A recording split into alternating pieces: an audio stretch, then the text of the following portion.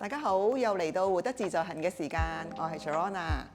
喺護老者照顧長者嗰陣時咧，好容易咧個肩膊就變得好僵硬啦，好酸痛嘅。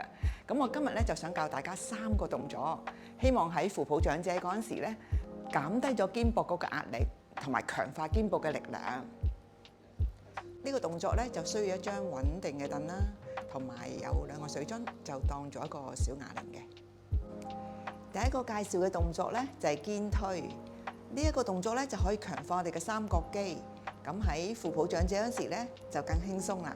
首先雙手握住水樽，手踭彎曲呈90度，吸氣預備，呼氣嗰陣時咧就慢慢將雙手向上推，去到頂端嗰陣時咧我哋就停留1秒，然後喺吸氣嗰陣時就慢慢咁放低啦。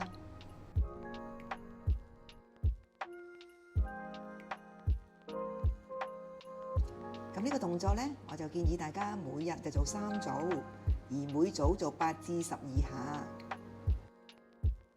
嗱，呢個係錯誤嘅示範，我哋唔好縮起個膊頭嚟做啊！接住落嚟嘅動作呢，就係側平舉啦。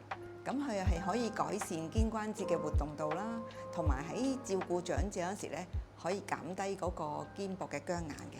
首先雙手就自然垂低，掌心向內，然後我呼氣嗰陣時咧，就將雙手向兩側升高，大約升到同肩膊水平嘅位置就可以啦。然後喺吸氣嗰陣時就慢慢咁放低啦。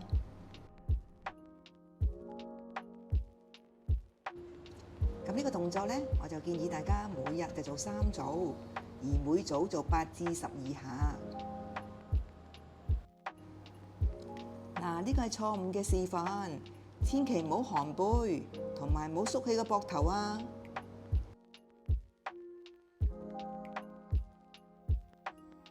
最後咧就係一個非常簡單嘅手臂繞圈，而呢個動作咧就可以增加肩膊嘅靈活度嘅。首先雙手向兩側平舉，然後我哋向前轉小圈，大約10次。然後我哋就轉另外一個方向，向後轉小圈，大約又係10次。做嗰陣時，如果覺得水樽太重呢，可以隨意減少個水量，或者就咁徒手做都得㗎。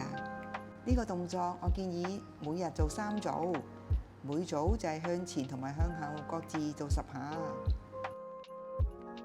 今日教咗大家呢3個動作係咪好簡單、好容易做呢？咁希望呢幾個動作都可以幫到大家放鬆下你哋嘅肩膊嘅酸痛同埋僵硬啦。咁而且可以坐喺度做嘅話，大家可以考慮同長者一齊做啊。咁如果大家喜歡嘅話呢，希望大家都俾個 like 我哋，同埋訂閱我哋嘅護老者頻道。咁我哋下次見啦，拜拜。